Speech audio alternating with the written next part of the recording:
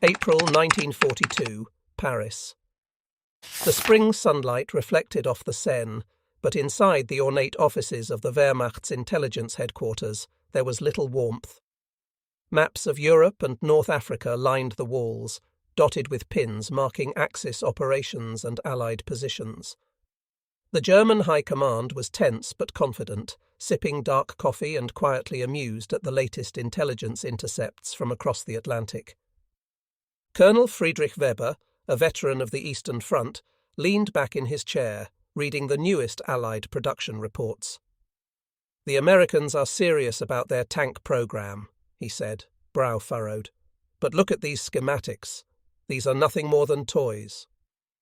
Generals Heinz Guderian and Erwin Rommel, accustomed to dissecting Allied weaknesses, chuckled in unison. "Toys on tracks," Rommel muttered.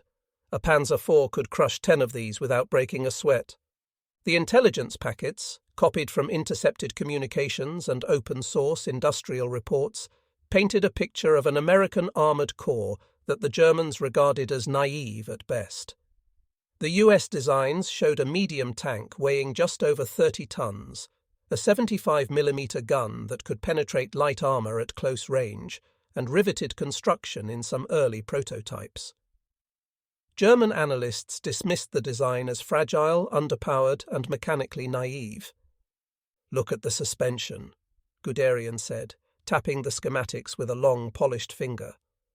"Leaf springs, light armour plating, gasoline engines. This is what they send to the front. The crews will be sitting ducks. Our Tigers and Panzers will chew through them like butter."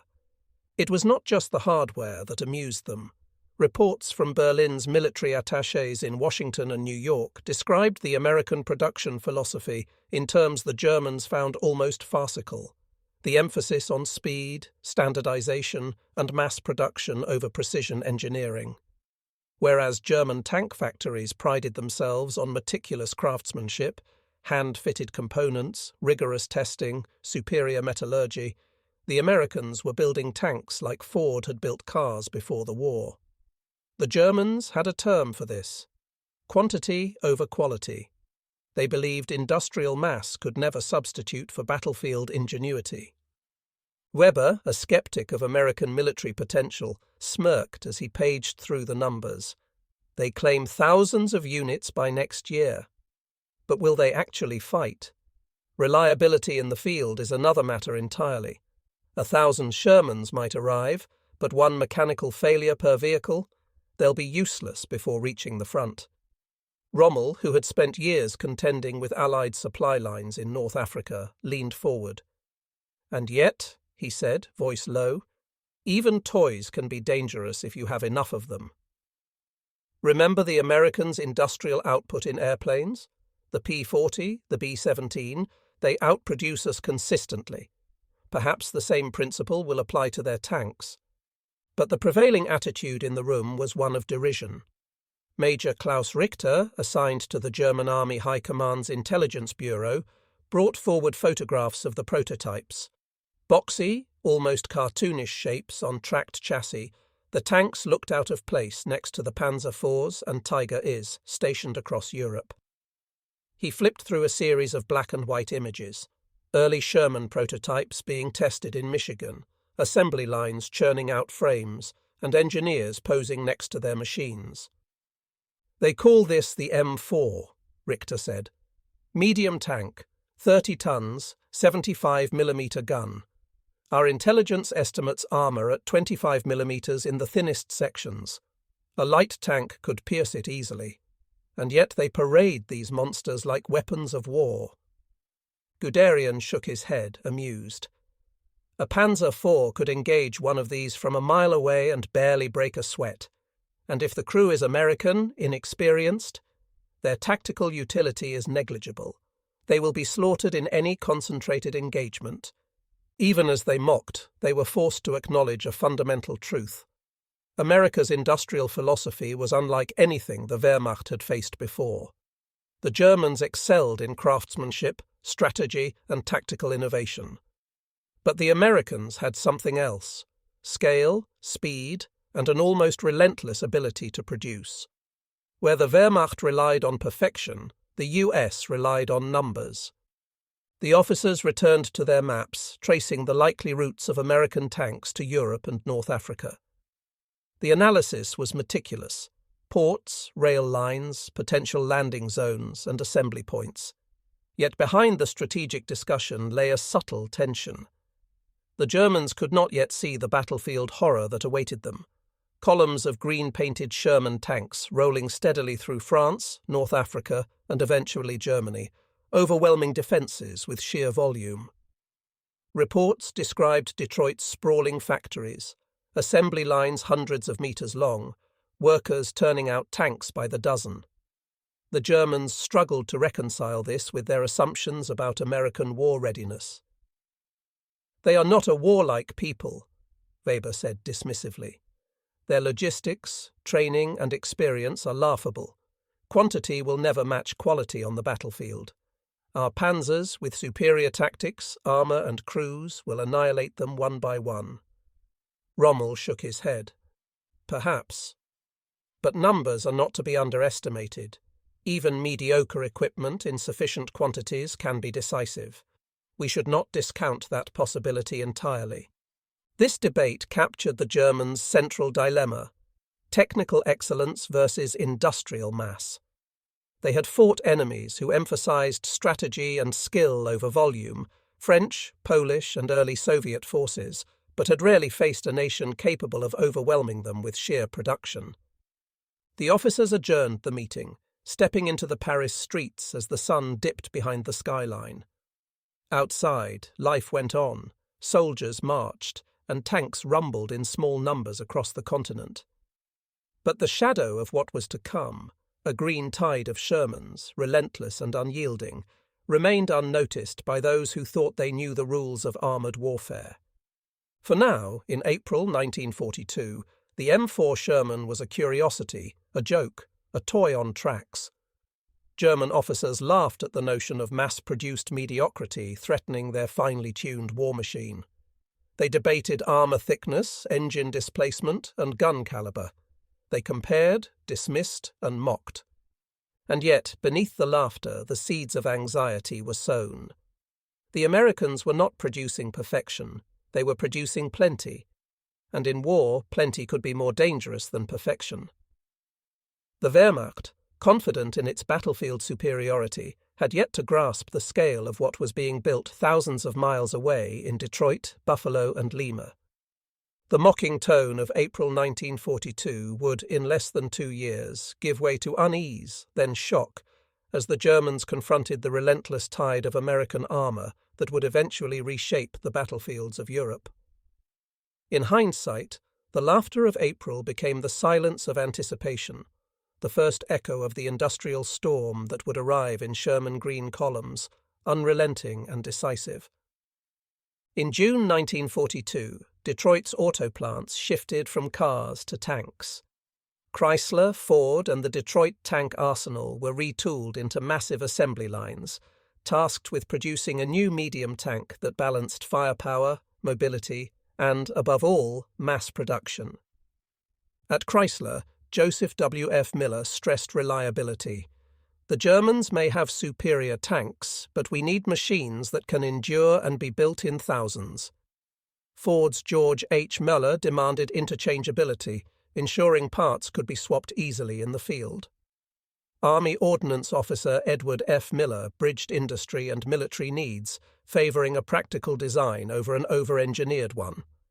The result was the M4 Sherman, a 30-ton tank with a 75mm gun, 350 horsepower engine, and 50 to 75 millimeters of armour.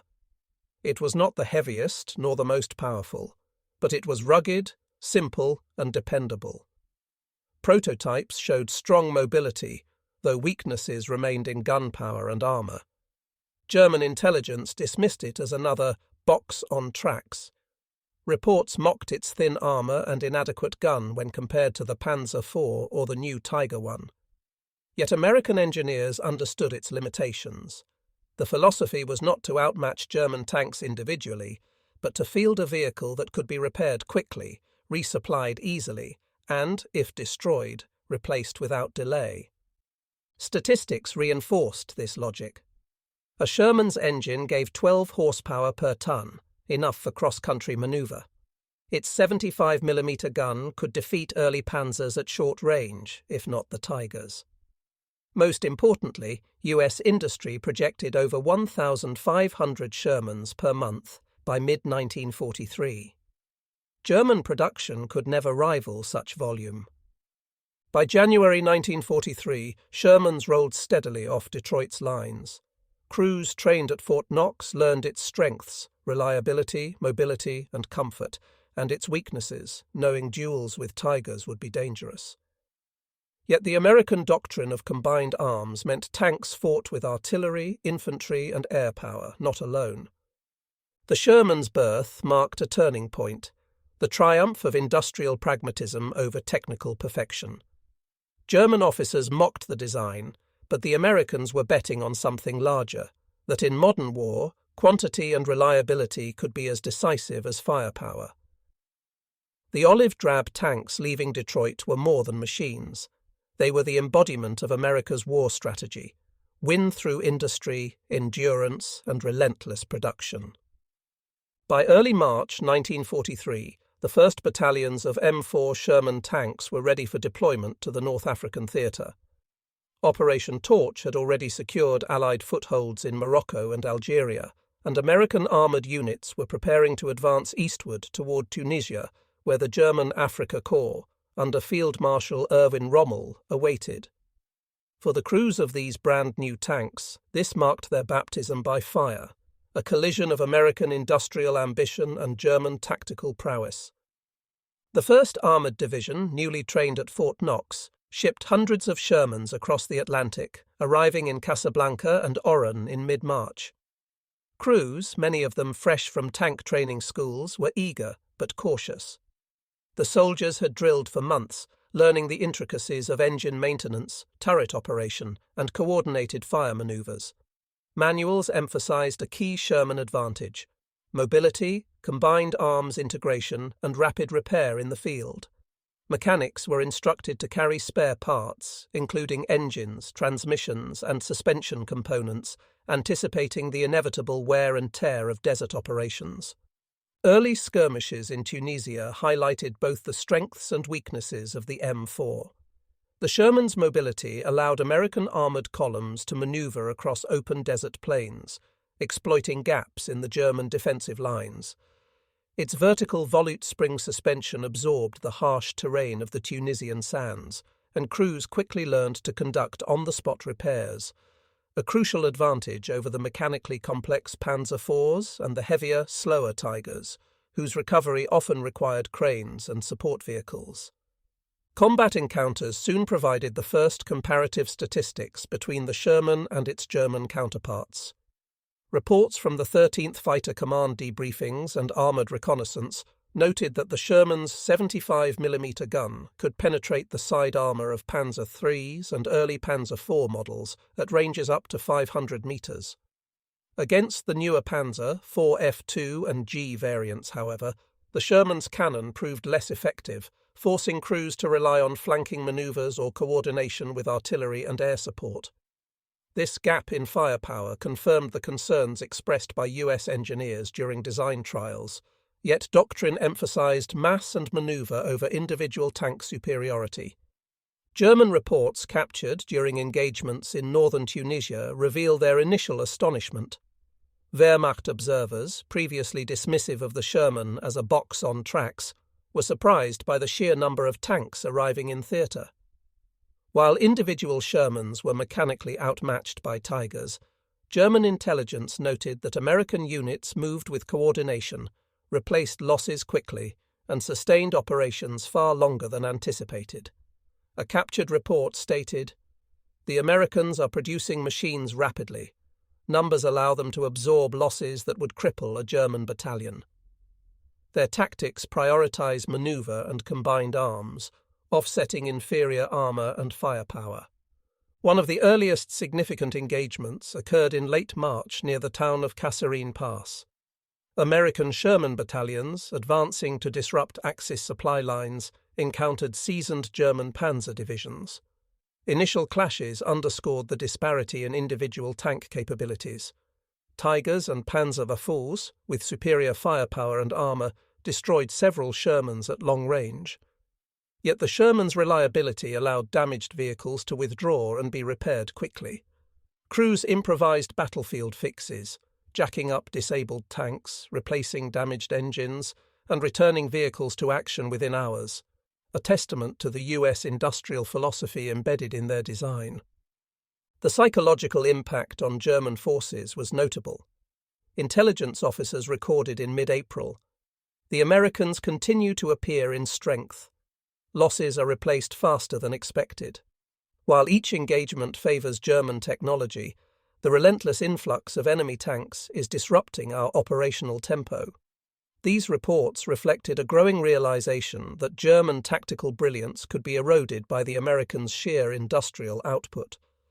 By May 1943, Sherman units were integrated with American infantry, artillery, and British armoured formations. The joint operations highlighted a second advantage: standardized maintenance and interoperability. British forces, familiar with logistical challenges in North Africa, observed the American system with interest. Manuals allowed mechanics from one division to repair vehicles from another seamlessly, a feature that contrasted sharply with the Wehrmacht's dependency on specialized repair units for each tank model. Supply chains ensured that fuel, ammunition, and replacement parts arrived consistently, enabling Sherman brigades to sustain prolonged offensives that German forces could not match. Statistical analysis from after-action reports emphasized the tank's strategic impact. Although individual Shermans were vulnerable to high-velocity German guns, the overall attrition rate favored the Allies when accounting for repairability and replacements. By June 1943, reports indicated that a Sherman battalion could sustain up to 40% losses in a major engagement and still return to combat within days, whereas German units often faced multi-week delays to restore armoured strength. The human element also shaped outcomes. American crews, trained to value teamwork and flexibility, developed innovative tactics. Tank commanders communicated constantly with infantry and artillery units, executing flanking maneuvers that offset the firepower disadvantage. Desert warfare demanded adaptation. Crews learned to exploit terrain features, coordinate with air reconnaissance, and engage in night operations to reduce exposure to superior German guns. Post-battle interviews highlighted morale as a critical factor. Crews confident in their tanks' reliability and logistical support fought more effectively than those relying on technically superior but numerically limited vehicles. By July 1943, the campaign in Tunisia concluded with the surrender of over 230,000 Axis soldiers. The Sherman's role in this victory was clear. While individual engagements exposed vulnerabilities, the combination of mass production, reliability, and operational flexibility allowed American forces to overwhelm German defenses. Reports from the US Strategic Bombing Survey noted, "The M4 Sherman exemplified the integration of industrial capacity with tactical doctrine. Its greatest strength was not its gun or armour, but its ability to sustain continuous operations and support combined arms manoeuvres." German analysts, now forced to reassess their early mockery, began documenting the Sherman's long-term implications. Captured memos stated, "While we excel in technical superiority, American industrial output ensures a continuous flow of combat-ready tanks. This capability threatens to negate our advantages, unless countered by significant tactical innovation." By the conclusion of the North African campaign, the Germans recognized a new dynamic in armoured warfare. Superiority in numbers, supported by logistics and industrial scale, could challenge even the most skilled tank forces. The North African deployment marked the first major test of the Sherman and validated the US approach to tank design and production. Crews and commanders returned from the front with first-hand knowledge. Reliability, repairability, and standardization were more valuable than raw firepower alone. These lessons would shape future campaigns in Sicily, Italy, and eventually Normandy. where the Sherman's mass production would allow the Allies to confront the German war machine on multiple fronts simultaneously. In retrospect, the early deployments of the Sherman highlight the intersection of industrial power, tactical adaptation, and battlefield experience. German skepticism, based on initial reports of armour thickness and armament, underestimated the strategic advantage of American production philosophy. By the end of July 1943, the Sherman had proven its value, a medium tank not defined by its individual superiority, but by its capacity to sustain continuous operations and enable combined arms warfare. The Germans had mocked American industry, but in the sands of North Africa, those boxes on tracks had begun to demonstrate a far more formidable force than anyone had anticipated. The success of the Sherman in North Africa was only the beginning. By August 1943, the Allies turned their attention northward. Operation Husky, the invasion of Sicily, marked the next great test for the American tank. For the men of the US 2nd and 3rd Armoured Divisions, who had fought through Tunisia, the campaign provided both familiar challenges, dust, heat, and German armoured resistance, and entirely new ones, mountains, narrow roads, and a determined enemy fighting from fortified high ground. As Shermans rolled off the landing craft onto the beaches of Gela and Licata in July 1943, the contrast to North Africa was stark. Instead of open desert plains, the Shermans faced winding rural roads, stone villages, and ridgelines defended by German and Italian forces. Mobility, one of the Shermans' greatest advantages, was now restricted by terrain.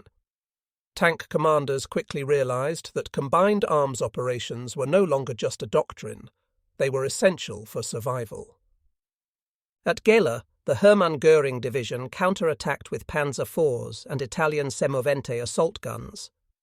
American Shermans held their ground, engaging in short-range firefights through orchards and villages. The Sherman's 75mm cannon, while insufficient against the frontal armour of later German tanks at long distances, proved effective in these closer encounters.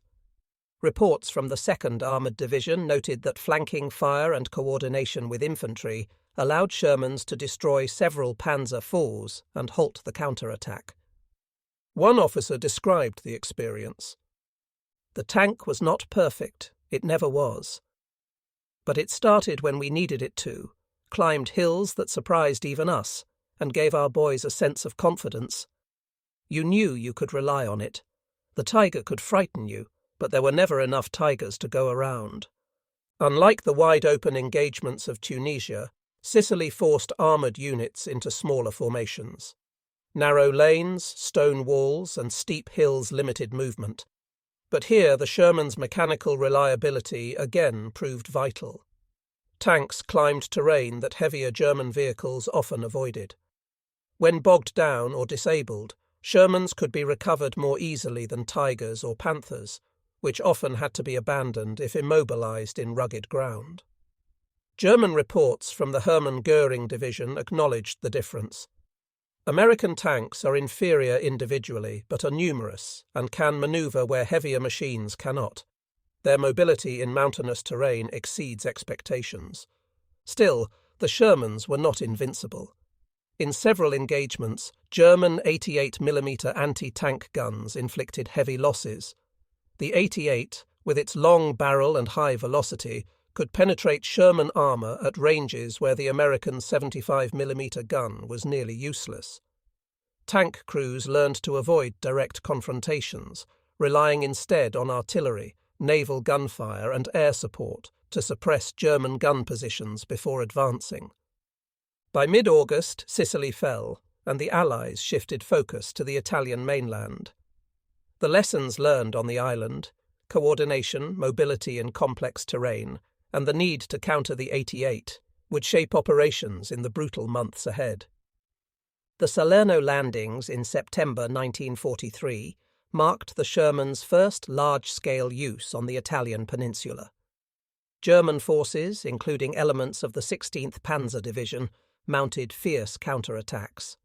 American and British Shermans bore the brunt, clashing head-on with Panzer IVs and Sturmgeschütz assault guns. After-action reports described intense duels at ranges of less than 800 metres. In these close fights, Shermans could hold their own. The 75mm gun, firing armour-piercing rounds, was capable of knocking out Panzer IVs from the flank or side. However, frontal engagements remained dangerous. One German officer later recalled, "The American tanks came in waves. We destroyed many, but their numbers and persistence forced us back. It was as though for every tank we knocked out, 2 more appeared the next day." Sherman losses were high, but their rapid replacement reinforced the philosophy behind their design. Unlike German armoured divisions, which often struggled to repair or replace destroyed vehicles, American units received fresh tanks weekly. Spare parts arrived on schedule, and damaged Shermans were pulled back, repaired, and returned to combat within days. From September 1943 to February 1944, the Sherman became a familiar sight along the rugged Italian front. The campaign was a grinding slog, mud, rain, and fortified German defences at places like the Volturno River and Monte Cassino. Tanks fought not only the enemy but the terrain itself. Sherman engines, designed with durability in mind, endured despite the punishing conditions. Crews improvised by welding additional armour plates to vulnerable sections, often salvaging steel from destroyed vehicles. Statistical comparisons tell the story. Reports from Army Ordnance indicate that by late 1943, US forces fielded nearly 2,000 Shermans in the Italian theatre, compared to fewer than 500 operational German tanks. Production in Detroit and other arsenals now exceeded 2,500 tanks per month. Even when losses mounted, fresh replacements arrived on transports from the United States, a supply pipeline the Germans could not hope to match. Captured German war diaries illustrate the growing anxiety. One Panzer officer wrote in January 1944, "The Americans throw their tanks into battle without hesitation. Each machine is weaker than ours, but their endless numbers exhaust our strength. Our crews fight bravely, but each loss is irreplaceable." By February 1944, the Allied advance stalled south of Rome, facing formidable German defensive lines. The Shermans had proven themselves reliable, adaptable, and most importantly, replaceable. Their crews were hardened veterans now, skilled in the art of combined arms warfare. For the Allies, the Italian campaign was costly but essential. It tied down German divisions, bled Axis resources, and demonstrated the enduring value of the Sherman philosophy. The tank's reputation grew among soldiers. Infantrymen, initially sceptical of its relatively thin armour, came to respect the Sherman for the support it provided. Its gun could blast fortified positions, its machine guns offered protection against infantry assaults, and its presence gave advancing units confidence. One veteran later summarised, "The Sherman was no knight in shining armour, it was a workhorse. It got us up the hill, through the mud, and into the fight. It may not have been the best tank on the battlefield, but it was the one that was always there when we needed it." As winter set in across Italy, American factories back home prepared the next evolution of the Sherman, variants armed with the 76mm gun, improved armour, and specialised roles like flamethrowers and recovery vehicles. The industrial machine behind the Sherman never stopped moving, never paused to celebrate victories. German commanders, once so dismissive of the boxes on tracks, now faced the reality that they were fighting not just American soldiers, but the full weight of American industry. On June 6, 1944, D-Day, thousands of Allied soldiers stormed the beaches of Normandy.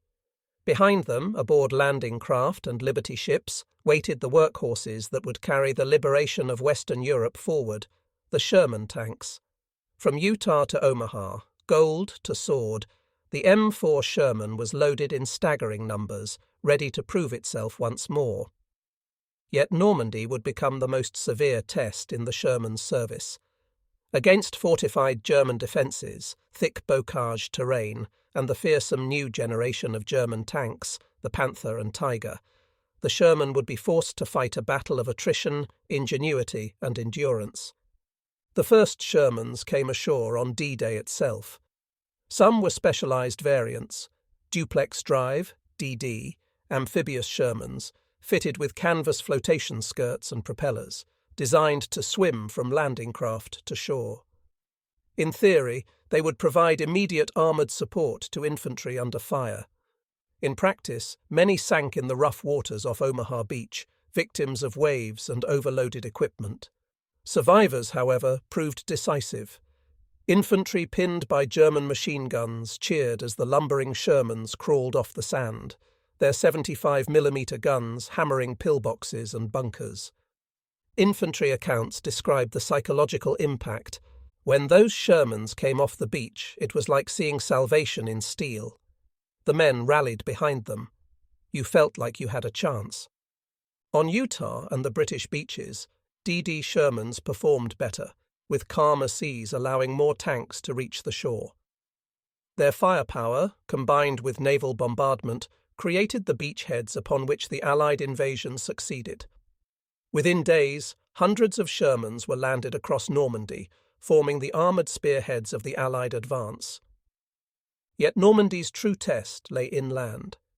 Instead of open plains, the Sherman crews encountered the bocage, dense hedgerows, centuries-old earth embankments topped with tangled vegetation, dividing every field and road.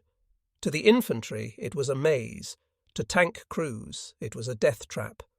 The Sherman, designed for manoeuvre warfare, suddenly found itself funneled into narrow lanes, its long hull scraping against earthen walls.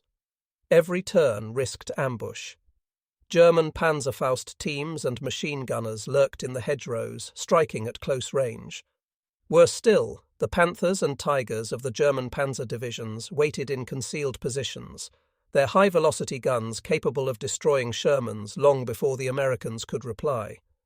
An after-action report from the U.S. 2nd Armoured Division noted, "The enemy has sighted his tanks hull down behind hedgerows. Our 75mm guns are largely ineffective frontally. Flanking manoeuvres are required, but the terrain makes this extremely costly. Losses are heavy." The statistics were grim. A Tiger's 88mm KWK-36 gun could penetrate a Sherman at over 1,500 metres. A Panther's long-barreled 75mm KWK-42 could do so at nearly the same range. In contrast, the Sherman's standard 75mm gun often required a flank shot at less than 500 metres to disable a Panther. Crews knew the odds. Many joked grimly about their tank being a Ronson, after the cigarette lighter that lights first time, because of the way Shermans sometimes burst into flames when hit. But what the Sherman lacked in raw firepower, it made up in other ways: numbers, reliability, and adaptability. Sherman crews and engineers began to improvise. In one of the most famous field modifications of the war, Sergeant Curtis G. Cullin of the 102nd Cavalry designed a hedgerow cutter using scrap German steel. Welded to the front of a Sherman, the device allowed tanks to burst through bocage walls instead of climbing over them, surprising German defenders. Soon hundreds of Shermans sported Cullin cutters, giving American armoured units new tactical options. At the same time, newer Sherman variants arrived in Normandy. The M4A 176W, equipped with a high-velocity 76mm gun, offered improved armour penetration, though still struggling against Panthers frontally. British forces deployed their own modified Shermans, the Firefly, fitted with the devastating 17-pounder gun.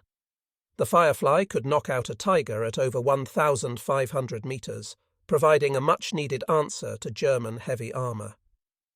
German crews quickly learned to prioritise Fireflies, targeting them first in every engagement. Despite improvements, doctrine mattered most. American units emphasised combined arms, infantry to flush out Panzerfaust teams, artillery to soften hedgerows, and air power to strike German tank concentrations. P-47 Thunderbolts and Typhoons, armed with rockets and bombs, became deadly allies of Sherman crews. As one US officer remarked, "Our tank does not fight alone.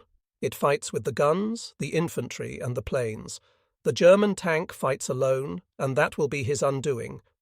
Through June and July, the Allies were bogged down in hedgerow country.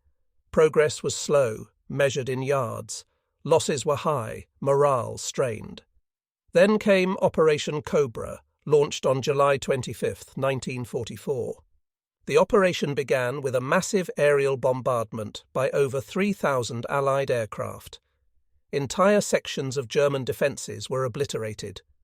When the Shermans advanced, they found gaps punched through enemy lines.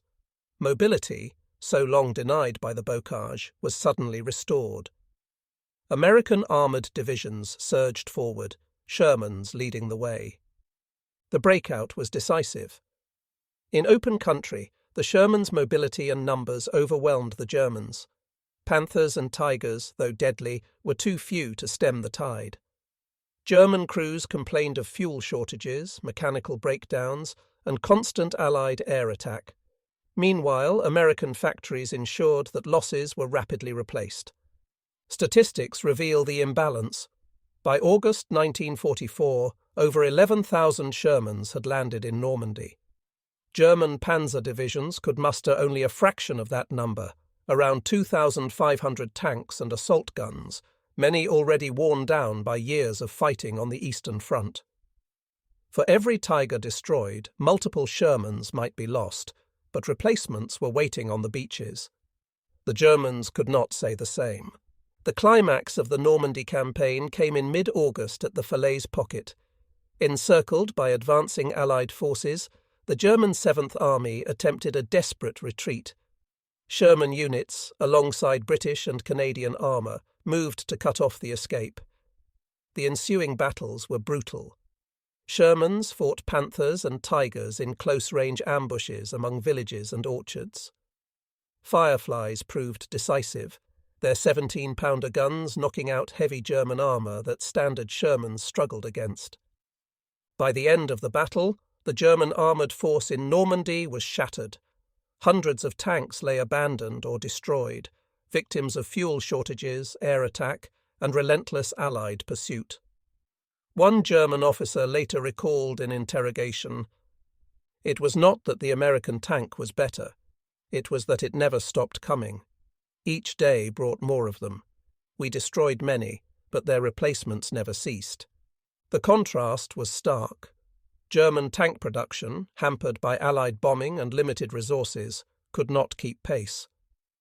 By 1944, monthly Sherman production in the United States exceeded 2,000 tanks, more than Germany produced in most months of the entire war. The mockery of 1942, when German officers had scoffed at boxes on tracks, was now a bitter memory. The Shermans were no longer a curiosity. They were a flood. For the Sherman crews, Normandy was hell. Casualty rates were high, particularly among tank commanders who exposed themselves through open hatches for better visibility. Many tanks brewed up when hit, trapping crews inside. Survivors often bore scars, physical and psychological, for life. Yet there was also camaraderie, resilience, and ingenuity.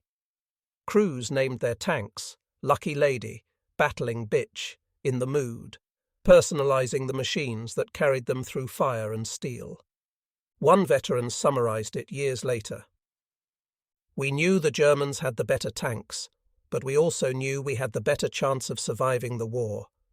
Our tank might get knocked out, but another Sherman was always waiting. In the end, that's what won it." By the end of August 1944, the Allies had liberated Paris. The Sherman, bloodied but unbroken, had carried the campaign. It was not the best tank of the war, not by gun or armour, but it was the tank that was always there, reliable, repairable, and replaceable. Its presence allowed Allied strategy to function, turning tactical defeats into operational victories.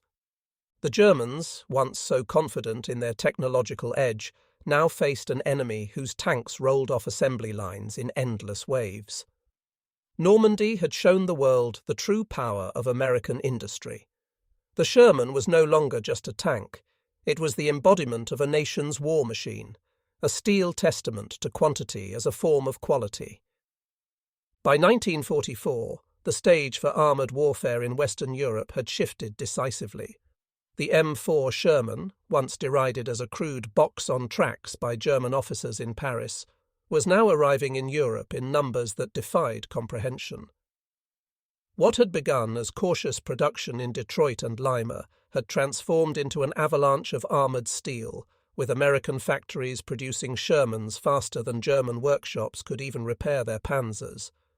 And yet, in the opening months of 1944, the Wehrmacht still clung to an illusion that their superior tactics, seasoned crews, and fearsome Tiger and Panther tanks would counterbalance American quantity. That illusion would soon collapse under the grinding pressure of mass and relentless attrition. German propaganda had worked hard to instill confidence in their forces after the disasters of late 1943. Newspapers and Wehrmacht bulletins touted the arrival of the Panzerkampfwagen 5 Panther as a weapon that would restore German dominance on the battlefield. To officers like General Heinz Guderian, the Panther represented a blend of mobility, firepower and armour protection that no Allied tank could match. Its 75mm KWK 42L70 gun could knock out a Sherman at ranges exceeding 1,500 metres, while its sloped armour provided protection against most Allied anti-tank weapons. The Tiger I, meanwhile, had already become a legend, its thick hide and devastating 88mm cannon striking fear into the hearts of Allied crews. German intelligence reports, often coloured with arrogance, claimed that one Tiger could destroy 10 Shermans before being forced to withdraw. And yet, behind the bravado, cracks were evident. Mechanical failures plagued the Panther in its early iterations, with engines that overheated and transmissions that broke down after only a few hundred kilometres. Spare parts were scarce, production was slow, and every tank required precious man-hours that Germany could scarcely afford by 1944. For every Panther that rolled off the line, Detroit delivered dozens of Shermans. The Normandy landings on June 6, 1944, represented not only the largest amphibious invasion in history, but also the true arrival of the Sherman as a weapon of mass effect. In the days that followed D-Day, Allied engineers constructed makeshift ports, repaired bridges, and unloaded ship after ship filled with tanks. Within weeks, hundreds of Shermans were crawling through the bocage fields of France. German Panzer commanders were initially confident. The hedgerows provided natural ambush positions, and the first clashes proved costly for American crews. In duels at close range, Panthers and Tigers shredded Shermans, confirming what German officers had long believed, that American armour was inferior in quality and could not withstand direct confrontation. But as the summer wore on, something became undeniable. For every Sherman knocked out, another, sometimes 2 or 3, seemed to appear. Units destroyed on Monday were reconstituted by Friday. The German advantage in individual tank superiority was being swallowed whole by the American advantage in industrial replenishment. By the summer of 1944, American factories were producing Shermans at a rate of roughly 1,200 per month. German production, constrained by Allied bombing campaigns and resource shortages, struggled to deliver even a fraction of that. In total, between June and December 1944, nearly 17,000 Shermans were shipped to the European theatre. The German army, meanwhile, could muster fewer than 6,000 Panthers and Tigers combined over the entire year. Worse still, their tanks were often lost not to enemy fire, but to mechanical breakdowns, fuel shortages, or the inability to retrieve damaged machines from battlefields. Statistical comparisons painted a stark picture. Where a single German armoured division might be equipped with 150 to 200 tanks, an American division had access to vast reserves of replacements, plus the logistical machinery to repair damaged Shermans in days. The American system treated tanks as consumable assets in a broader campaign of attrition. German commanders, meanwhile, had to treat each Tiger as irreplaceable. Perhaps the greatest test for the Sherman came in the claustrophobic hedgerows of Normandy. German infantry and Panzerfaust teams ambushed tanks at point-blank range, while Panthers and Tigers lurked at the edges of fields, their long guns trained on narrow lanes. The early weeks were brutal. But American innovation, another strength born of industrial culture, quickly adapted. Engineers devised the Rhino tank, Shermans fitted with steel tusks to punch through hedgerows without exposing themselves to ambush. Infantry tactics evolved to integrate tank and foot soldier more closely, reducing losses to German anti-tank squads. By July, the Sherman had proven itself not just as a tank, but as the backbone of a flexible combined arms force. In late July 1944, the illusion of German dominance shattered. Operation Cobra, spearheaded by General Omar Bradley's First Army, unleashed a tidal wave of Shermans supported by overwhelming air power. The American breakthrough at St. Lo tore open the German defensive line. Once the Shermans were free of the hedgerows, their mobility and numbers came into full effect. German Panthers, scattered and few, could not be everywhere at once. Tigers, heavy and slow, were outmaneuvered. The Shermans poured through the gaps, encircling German units, cutting off retreat routes and collapsing the front. By August, entire German formations were being annihilated in the Falaise pocket. German officers, who had once laughed at the ungainly boxes on tracks, now stared in disbelief at an enemy who fought like an industrial juggernaut. Their panzers might win individual duels, but the war was not decided by duels. It was decided by who could put more steel on the battlefield day after day, until the other side collapsed. By autumn 1944, the Wehrmacht's armoured force in the west was in ruins. Despite heroic resistance in places like Mortain and Arnhem, German commanders privately acknowledged what their propaganda refused to admit. The Sherman was not just a tank, it was a system. Behind every Sherman was a supply line stretching back across the Atlantic, a factory that could build replacements, a training camp that could produce new crews, and an industrial economy that dwarfed Germany's by orders of magnitude. Each loss to the Americans was sustainable. Each loss to the Germans was catastrophic. Captured German diaries from this period are filled with despair. One officer wrote, "The Americans fight with machines, not men. Their machines never stop coming. We kill one, and 5 appear. It is as if they are building them in the fields themselves." The year 1944 broke the German illusion that quality alone could triumph over quantity. The Sherman, underestimated and mocked, had become the symbol of a new kind of war, one fought not only by soldiers, but by factories, engineers and workers thousands of miles from the battlefield. For German officers in Paris who had once chuckled at crude American prototypes, the laughter had long since stopped.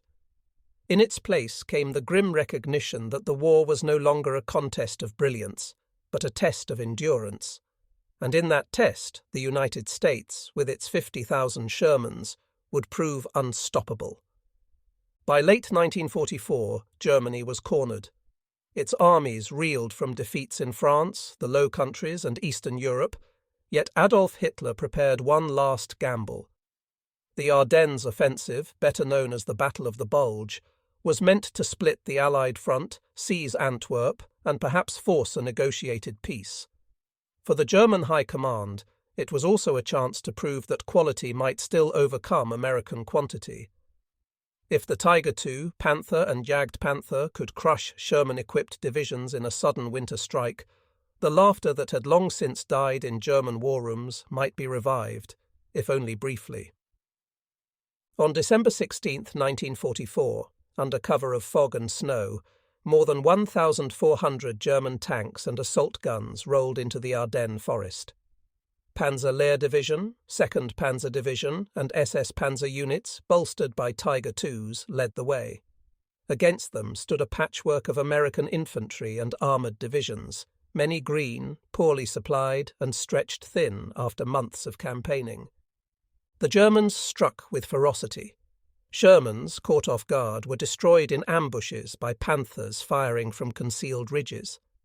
At St. Vith and Elsenborn Ridge, US tank crews were overwhelmed in the first hours, their Ronsons, as crews bitterly nicknamed the Sherman for its tendency to burn when hit, lighting up the snowy fields. German commanders exulted, believing that the offensive was proving their theories true. One Tiger could stop 10 Shermans, and superior steel could yet win the war. But the Ardennes was not a duel between single tanks. It was a war of logistics, attrition, and time. For every Sherman knocked out, replacements streamed forward from depots in France and Belgium. American recovery crews worked tirelessly, towing damaged tanks back for repair. Within 24 hours, tanks knocked out in battle could be patched, rearmed, and returned to the front. German Panthers, by contrast, once disabled, were often abandoned. The retreating Wehrmacht lacked fuel, spare parts, and safe workshops. At Bastogne, the 10th Armoured Division's Shermans fought side by side with paratroopers of the 101st Airborne, holding crossroads against repeated German assaults. In the forests and villages of the Ardennes, Shermans appeared again and again, sometimes outnumbered, sometimes destroyed, but always replaced. The German infantry began to notice. "The Americans fight with machines that never die," one soldier recorded in his diary. The Germans placed much hope on the Tiger II, or King Tiger. With armour up to 180 mm thick and an 88 mm gun that could destroy Shermans at over 2 kilometres, it seemed invincible. Yet the Ardennes exposed its flaws. At La Glaise, Königsteigers of Kampfgruppe Piper were stranded when they ran out of fuel, abandoned and later photographed by victorious GIs. Sherman crews learned to exploit mobility.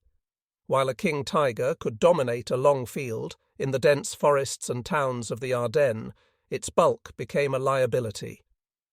Shermans darted through narrow streets, used artillery support, and coordinated with infantry and bazooka teams. When tactical air power returned with clear skies after Christmas, the lumbering Tigers were easy prey for P-47 Thunderbolts and Typhoons. In the Ardennes, the Sherman's greatest strength became undeniable. It was everywhere. While a German Panzer division fielded fewer than 150 tanks, often fewer due to shortages, American armoured divisions had not only Shermans but also reserves, tank destroyers, and artillery in staggering numbers. By January 1945, over 5,000 Shermans were in active service on the Western Front. German armoured units, exhausted by weeks of fighting, dwindled. Panthers bogged down in snow, Tigers froze in place without fuel, and Jagdpanzers ran out of ammunition. The Wehrmacht's dream of a decisive armoured counter-offensive dissolved under the steady arrival of replacements. The siege of Bastogne became the symbol of American resilience. While paratroopers held the town, Shermans of the 4th Armoured Division broke through in late December, smashing into German positions and reopening supply lines. It was a vindication of the Sherman's role not just as a tank killer, but as a backbone of operational manoeuvre. By early January, the Bulge had been pushed back. The German offensive collapsed, leaving behind wreckage of burned Panthers, abandoned Tigers, and columns of frozen infantry. The Wehrmacht had lost over 600 tanks and assault guns in the Ardennes, losses it could never replace. American industry, by contrast, continued to send Shermans by the trainload. The Battle of the Bulge destroyed the last German illusion of armoured superiority. In the foggy forests of December 1944, Shermans had been knocked out in droves, yet they kept returning, a tide that the Wehrmacht could not stem. The Panther and Tiger, once symbols of invincibility, were revealed as fragile luxuries, too few, too fuel-hungry, and too vulnerable to the reality of industrial war. In the Ardennes, quality met quantity, and quality broke. The Germans' final gamble in the West had been defeated not only by American courage, but by the simple, overwhelming truth that 50,000 Shermans rolled off the line while Germany struggled to build a fraction of that. The laughter that had greeted the boxes on tracks in 1942 was long gone.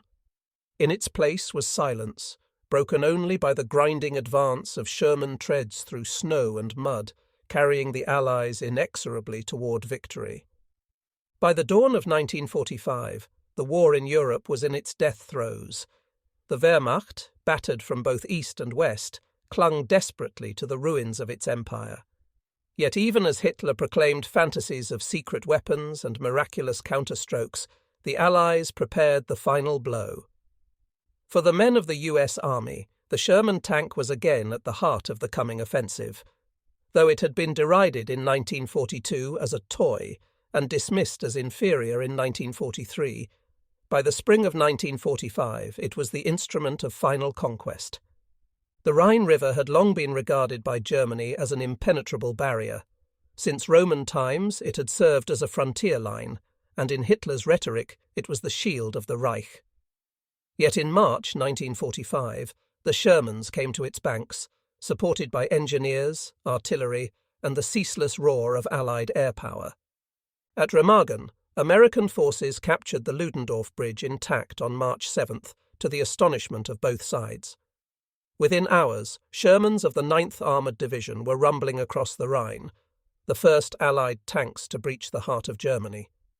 German commanders rushed to destroy the bridge, pounding it with artillery and sending frogmen and aircraft in desperate strikes. But it was too late. The Shermans had already made the crossing. Within days, more pontoon bridges spanned the river. German defenders, once assured that the Rhine was unassailable, now faced columns of Shermans rolling into the industrial heartland. It was the end of the defensive myth. The advance across western Germany revealed both the strength and weakness of the Sherman in this final phase. In towns and cities, German Panzerfaust teams and hidden anti-tank guns inflicted steady losses. At Cologne, one of the most famous duels of the war unfolded when a Panther ambushed a Sherman at close range in the ruined city centre.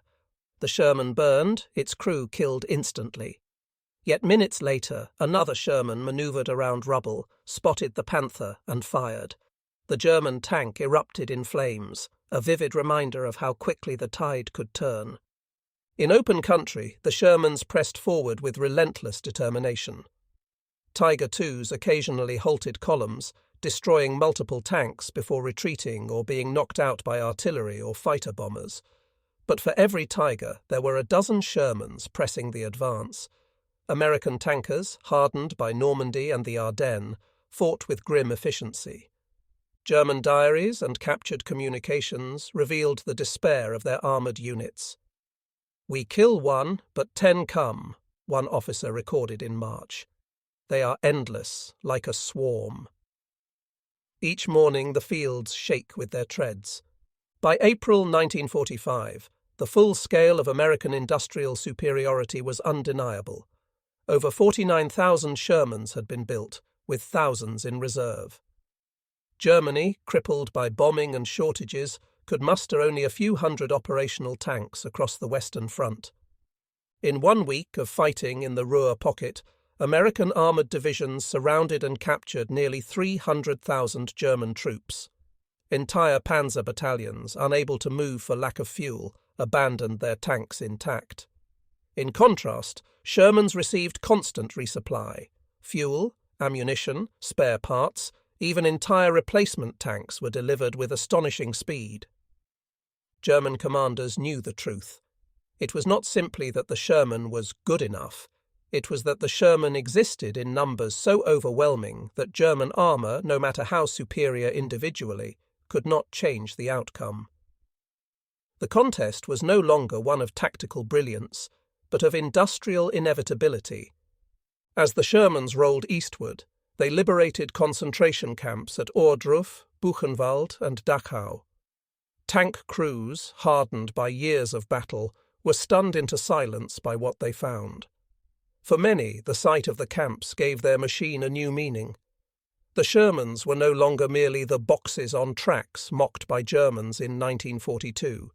They were symbols of liberation, steel witnesses to the crimes of the Reich. At the same time, the tanks pressed into Bavaria, Saxony, and finally toward the Elbe River. In late April, Sherman crews met Soviet T-34s pushing from the east. The two great industrial machines of the Allies had closed their jaws around Germany, the Sherman and the T-34 standing side by side in victory. By May 1945, the Reich was finished. Hitler was dead in Berlin, his Panzer divisions shattered, his generals surrendering en masse. For American crews who had lived inside the steel hulls of Shermans from North Africa to Germany, the war's end was surreal. They remembered the laughter of German officers in 1942, the arrogance of Panzer crews who claimed one Tiger could defeat 10 Shermans. Now the truth was carved into the fields and ruins of Europe.